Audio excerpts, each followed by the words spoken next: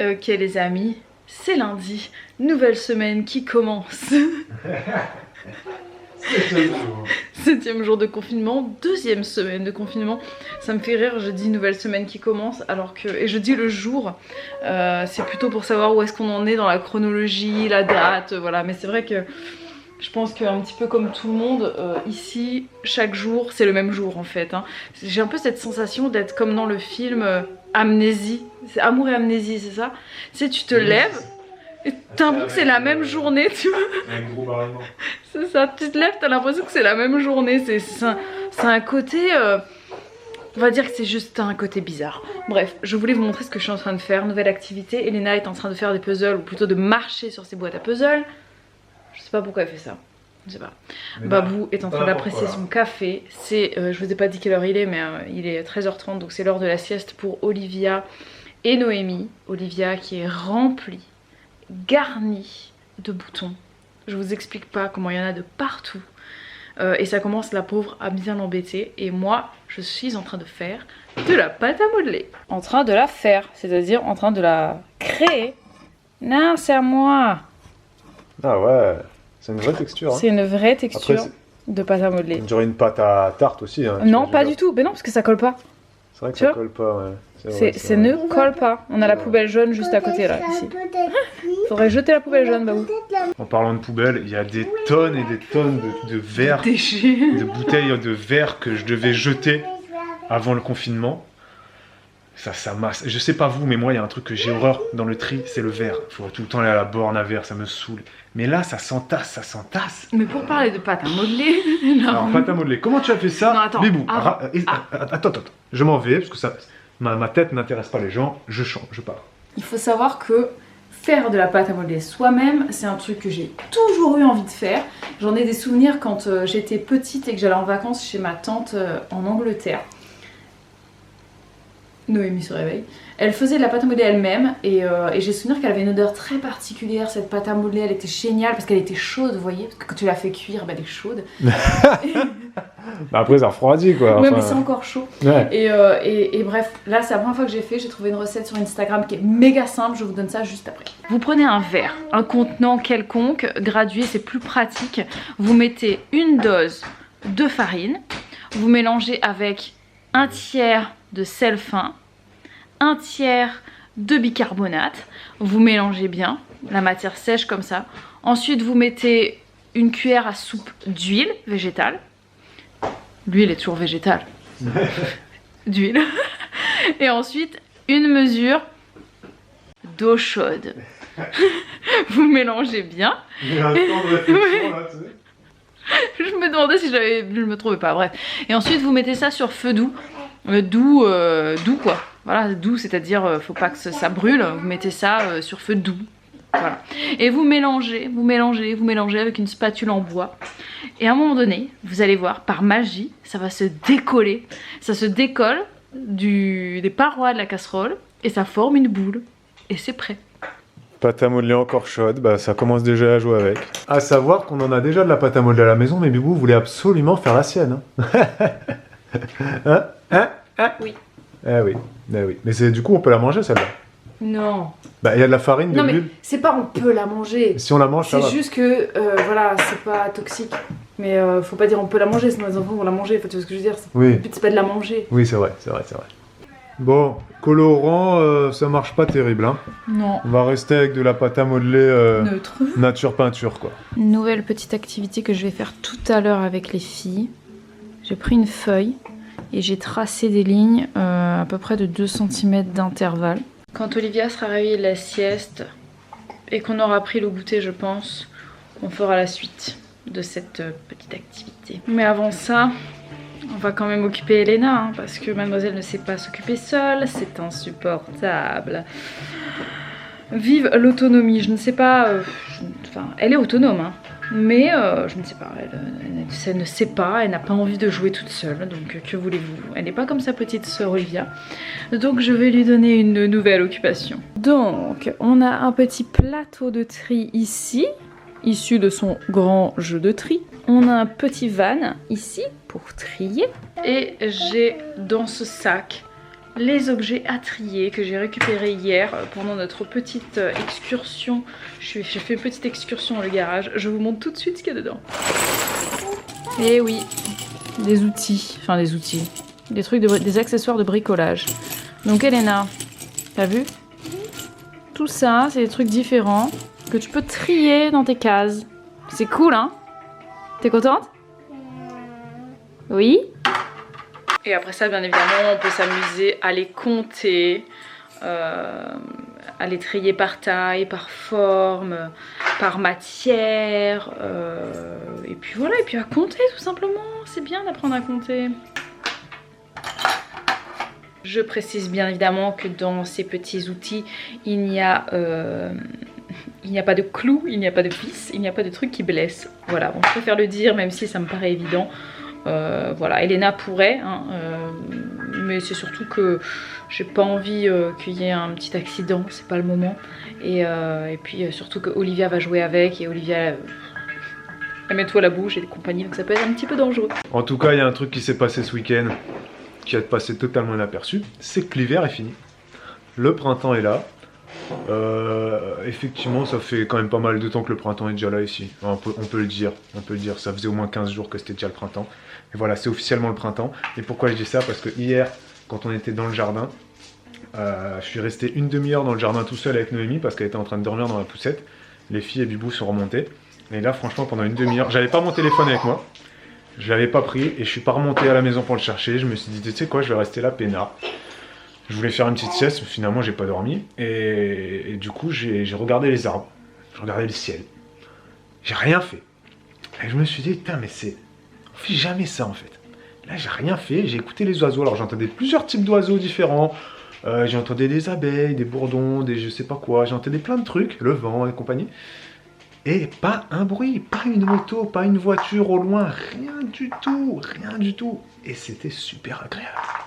Et là, franchement, il faut profiter de ça, de ce silence, parce que c'est rare en fait. C'est rare de pouvoir accéder à tous ces bruits de la nature.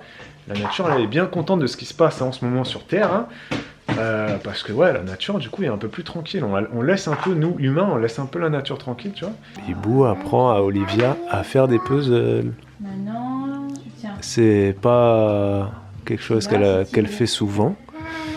Et du coup, bah, on essaie de lui apprendre, mais c'est fou parce que c'est vrai que d'un enfant à l'autre, c'est absolument pas du tout les mêmes facilités et du coup, c'est pas du tout la même façon d'apprendre, quoi. Un gros respect à tous ceux qui sont profs parce que franchement, nous on le voit, on a 2 enfants à qui on commence à apprendre des choses, un 3e pas encore, mais d'une à l'autre, de Elena à Olivia, faut pas utiliser du tout les mêmes mots, faut pas utiliser du tout les mêmes méthodes, c'est un truc de fou. Alors j'imagine pas les profs quand ils en ont 25. C'est vraiment un métier super difficile. Oui. Bien. Yes. Bravo. On fait l'autre? Tu lui as dit où mettre les pièces. Oui, bah oui, évidemment. Et est-ce que tu as tourné les pièces ou elle a tourné elle-même? Non, je lui disais de tourner. Et elle arrivait à tourner dans le bon sens, oui, machin? Oui. Ah, c'est bien, ouais, ça. Ouais, progresse. Bon, sinon les amis, on a décidé avec Bibou de ne pas vous parler de coronavirus à chaque vlog, à chaque jour de confinement. Donc on va faire un petit tour là dans notre fichier questions du jour bonjour. Et on va peut-être en faire une ou deux. Et bah voilà, on sait que vous êtes beaucoup plus nombreux à nous regarder. Du coup, on fait des vlogs un peu plus longs, vous avez remarqué. Généralement, ils durent 20 minutes. Et on a probablement, et ça va sûrement continuer, repris le rythme de un vlog par jour. Voilà, donc prenez l'habitude, c'est tous les jours à 7 h du matin. Des fois, il y a peut-être des jours où il n'y en aura pas parce qu'on n'aura pas le temps de faire les montages. Ou j'allais dire qu'on est parti faire une sortie à la plage et qu'on n'aura pas pu travailler. Mais non, du coup, on est tout le temps à la maison. Donc je pense que ce sera toujours un vlog par jour. Pour le moment, vous avez le temps, on a le temps, etc. Donc c'est cool. Et on va refaire un peu de questions du jour. Bonjour. Une question de... Tiens, regarde toi là-bas. Camille S. qui nous demande une question très simple. Vous ne buvez jamais à table? Point d'interrogation. Non. Non, c'est vrai que... Sauf quand on est chez des amis ou qu'on reçoit, là oui, on va boire des sodas ou du vin. Oui, c'est ça. La bière. Ou de l'eau aussi, hein, mais... Ou de l'eau, non mais même pas vraiment, parce qu'on boit pas d'eau à table. On boit beaucoup, nous. On boit énormément. Mais tout le long de la les journée, repas, on boit en fait. beaucoup de l'eau, hein. Mais c'est vrai qu'à table... alors que, perso, avant, quoi, avec mes parents, je buvais de l'eau à table, il y avait de l'eau à table. Oui, moi aussi en fait. On a toujours mis des verres à table, donc c'est qu'il y avait de l'eau. Mais depuis qu'on est ensemble, on ne boit plus à table, il n'y a pas de raison, cherchez pas à comprendre. Mais c'est notre confort, et si on a soif par exemple, si ça arrive, ou alors qu'on sait tout, je sais pas, Oui, on va se boire de l'eau, lève mais- et puis on va boire de l'eau, mais... Mais on n'est pas les seuls, je pense, c'est vrai que voilà. N'hésitez pas à dire si vous buvez tout le temps de l'eau à table ou pas du tout. Je pense qu'on n'est pas les seuls. c'est cool hein. Et une question de P. Lolita qui nous demande, est-ce que lorsque vous serez plus grand, enfin, quand les filles seront plus grandes plus tard, quoi, est-ce que on compte aller dans les clubs de vacances pour famille, de type, je pense, Bellambra, Club Med, c'est de ça que tu parles, je pense, en pension complète, tout inclus, activités pour enfants et tutti quanti et compagnie, là. Pourquoi pas? Oui, pourquoi pas. On n'a pas de vacances type. Non, non, Pas- en fait nous on va là où le vent nous emporte et là où les opportunités se présentent à nous et en fonction de nos envies du moment, donc oui, pourquoi pas. Il n'y a aucun type de vacances qui nous dégoûte. Et je pense que vous êtes très nombreux à penser et avoir une image de nous, de vous dire du genre que nous, on est plus dans les trucs écolos, proches de la nature, pas de tourisme de masse et tout ça. Détrompez-vous, on peut très bien faire l'un et l'autre. Oui, c'est vrai. On a déjà fait des hôtels all-inclusive en Oui. tant que tous les deux. Oui. Et avec les enfants, je pense qu'on ira peut-être dans du Club Med et du Bellambra parce que j'ai toujours eu envie de tester ces trucs-là. Avec les clubs pour enfants, les clubs ados, les mini kids, machin et compagnie là. Ouais, d'ailleurs, Oui. les clubs les kids clubs et tout ça, Ouais. c'est une invention qui n'est pas pour les enfants de base, mais pour les parents, je pense, C'est la garderie, effectivement. qui permet aux Mais- parents de se retrouver un petit peu en intimité, voilà, pendant C'est des ça. vacances. Mais c'est une très belle invention parce que tout Mais- le monde est gagnant. Voilà, Mais l'enfant oui, est content. oui, c'est sûr. Mais donc oui, on testera ce genre de vacances, comme on testera du camping, comme on testera des vacances peut-être seules en van, isolées en pleine nature, comme bref, on testera un peu tout, je pense, avec les Oui. enfants. Une question en rapport avec la précédente, une question de Sophie A qui nous demande, est-ce que vous êtes allé en colonie de vacances ou dans les centres aérés quand vous étiez petit? Moi personnellement, c'est elle qui parle, hein, Sophie. Elle nous dit, moi personnellement, je n'ai jamais été dans un centre aéré. Et avec le recul, je trouve que c'est un luxe et une chance que j'ai eu. Ma mère était enseignante, donc vu que sa mère était enseignante, elle avait les vacances scolaires, etc. etc. Et donc voilà, Sophie, elle n'est pas fan apparemment des colos et des centres aérés, et elle considère que c'est un luxe justement de ne pas avoir connu ça. Voilà. Bon, et elle trouve que les colos, en plus elle a un peu de mal avec ça, les animateurs, les ci, les ça, elle n'est pas trop fan. Moi j'ai jamais connu, perso, colonie de vacances, centre aéré j'ai déjà été. Et j'ai trouvé ça super bien. Je suis déjà allé dans les centres aérés le mercredi, à un moment donné, mes parents ils mettaient en centre aéré. Je trouvais ça super cool, tu fais plein d'activités, tu rencontres des gens que tu ne côtoies pas à l'école. Donc ça c'est bien aussi, j'ai trouvé ça super cool. Bibou, elle a eu beaucoup plus d'expérience de colo. Hein. Alors, que il faut moi. savoir que moi, je n'ai jamais été au centre aéré. C'est drôle, hein? Oui, Jamais. Jamais, ouais. Ma mère étant institutrice, ayant été, en le tout cas, mercredi tu allais où du le coup mercredi, Ah, t'étais- on était merde. souvent soit à la maison, soit chez ma mamie, parce que le mardi soir, c'était le jour Ah, oui. amoureux de mes parents. T'es chez ta Et mamie. donc j'étais chez ma grand-mère avec ma soeur. Et sinon, par contre, les colos, j'en ai fait énormément. Et j'ai commencé très tôt. Peut-être trop tôt, je ne sais pas. Ouais. Ma première colo, je crois que je devais avoir 4 ou 5 ans. Je sais pas quel âge j'avais. J'étais très petite. Je savais pas encore compter. Et en fait, j'ai adoré mes colos. Il y a eu des années de ma vie où j'étais un peu plus réticente à y aller. Parce que je pense qu'en grandissant, on commence à développer un petit peu vous savez, la peur de se retrouver au milieu de gens qu'on ne connaît pas. Et cette espèce d'appréhension du truc. Et après, une Ouais, fois ouais. que j'étais sur place, c'était toujours le pied, quoi. Franchement, je me suis éclatée. Ça m'a permis, quand j'étais à La Réunion, de pouvoir continuer de faire du ski tous les ans. Parce que j'allais dans les Alpes.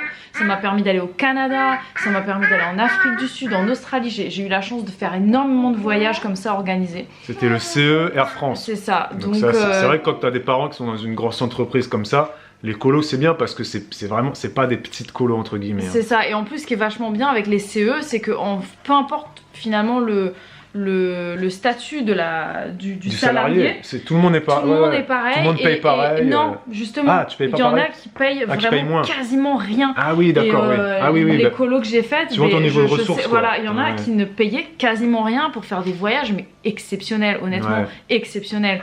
Et c'était génial. Et voilà, franchement, j'ai kiffé. Et je trouve que c'est une chance d'avoir pu faire ça.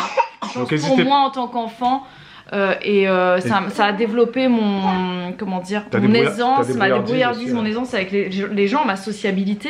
N'hésitez pas à réagir parce que du coup là Bibou elle est en train de dire ça et Sophie elle dans son commentaire elle dit tout l'inverse. Elle dit que c'est une chance de ne pas l'avoir fait. C'est une chance de ne pas l'avoir fait, peut-être parce qu'elle a peur des colos, elle a peur des centres aérés.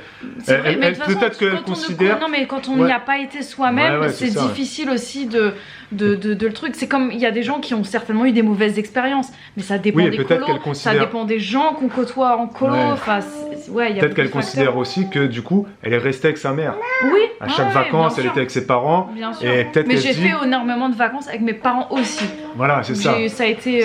J'ai pas fait. Généralement, quand tu vas en colo, c'est une semaine ou 15 jours, mais tu fais pas ça à chaque vacances, tu vois, parce que ça coûte quand même un petit peu. Hein, et puis c'est pas toutes les vacances de l'année. Et donc moi j'ai passé beaucoup de vacances aussi avec mes parents, bien évidemment. Vous avez le droit de réagir comme d'habitude. Tout. Vas-y Olivia. Oh vous avez fait quoi, Olivia, c'est quoi? Monter à faire un gogo. Un toboggan? Monter un peu au gogo. Il est 17h, Noémie dort un peu et Bibou va tenter de faire une activité collaborative. Collaborative, c'est le bon mot. L'idée, c'est que donc j'ai fait, comme je vous ai dit, des traits sur cette feuille. Attends, Olivia. Elena, elle va découper le long des lignes pour faire des bandes. Ensuite, elle va les donner à sa sœur qui va coller des gommettes sur des points que je vais mettre. Elle va coller des gommettes. Et puis après, on va découper entre chaque gommette. Voilà. Pas mal. C'est-à-dire que le collage gommette et le découpage des gommettes ensuite, c'est les deux qui vont le faire en même temps. Mais ça, c'est que Elena qui va couper le long. D'accord, ok. Alors, tu vas prendre... Vas-y, prends une gommette. Ah, t'as fait des croix. Et elle doit coller sur les croix, c'est ça? Oui. Allez, tu colles sur une croix. Ils sont faciles à prendre, ces gommettes, là? Oui. Ouais. Bien. Super, ça. Celui-là, il est bien droit. C'est bien, Elena. Non. Tu sais quoi? On va laisser ça pour Elena. On va faire du collage de gommettes. Ne soyons pas trop ambitieux. On trace un trait et les filles doivent coller les gommettes le long du trait. Donc ça, c'est l'œuvre d'Olivia. Et Elena est en train de faire la même chose ici. Tu me montres? Voilà, elle est en train de faire ça. C'est joli ce que tu as fait, Elena. J'ai rajouté des ronds et Elena doit colorier sans dépasser dans les ronds. Regardez-moi la tarte de fou furieux que Bibou vient de faire. Je pense que c'est ta plus belle tarte, Bibou. Ah oui? Mais pas sans ta bouche. Depuis qu'on est ensemble. Quelle exagération! Elle est belle. Est-ce qu'elle sera bonne? Oui, je pense. Elle était succulente.